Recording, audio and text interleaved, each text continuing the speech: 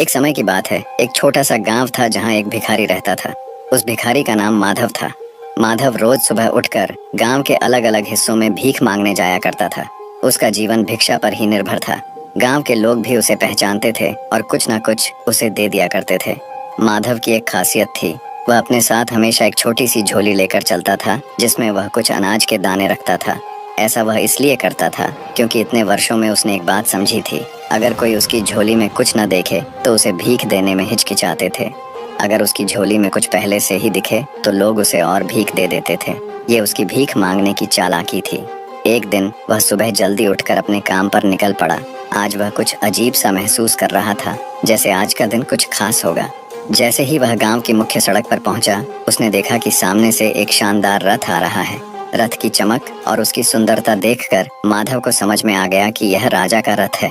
माधव ने सोचा, वाह, आज तो किस्मत खुल गई। अगर राजा की नजर मुझ पर पड़ गई और उसने कुछ दे दिया तो मेरी जिंदगी ही बदल जाएगी। वह जल्दी से सड़क के किनारे खड़ा हो गया और राजा के रथ के पास से गुजरने का इंतजार करने लगा। जैसे ही रथ उसके पास पहुंचा, कुछ अजीब हुआ। रथ उसके पास आकर रुक गया। माधव हैरान रह गया। उसकी आंखें चौड़ी हो गईं जब उसने देखा कि राजा खुद रथ से उतरा और उसकी ओर बढ़ने लगा। अब उसकी कल्पनाएं और तेज हो गईं। उसने सोचा, अरे, आज तो मैं राजा से कुछ मांगने जा रहा हूँ। शायद वह मुझे ढेर सारा सोना, चांदी या कोई बड़ी चीज दे देगा। लेकिन तभी एक और चमत्कार हुआ। राजा ने अपनी झोली उठाई और उसे माधव के सामने फैला दी। माधव की आंखें फटी की फटी रह गईं। उसने सोचा, यह क्या, राजा मुझसे भीख मांग रहा है। राजा ने विनम्रता से कहा, भाई, मुझ पर दया करो और मुझे कुछ भिक्षा दे दो। माधव को विश्वास नहीं हो रहा था। उसने सोचा, यह तो उल्टा हो गया, राजा मुझसे भीख मांग रहा है। लेकिन राजा ने उसकी ओर देखते हुए कहा, यह मेरे लिए बहुत महत्वपूर्ण है। हमारे राज्य पर एक संकट आ रहा है और राज ज्योतिषियों ने कहा है कि अगर मैं इस संकट से बचना चाहता हूँ तो मुझे पहले व्यक्ति से भीख मांगनी होगी जिसे मैं आज सुबह देखूं, और तुम वह व्यक्ति हो। कृपया मुझे कुछ दान दो।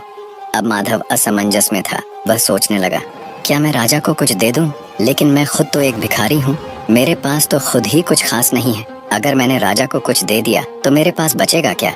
काफी सोच विचार के बाद उसने अपनी झोली से एक छोटा सा अनाज का दाना निकाला और राजा की झोली में डाल दिया।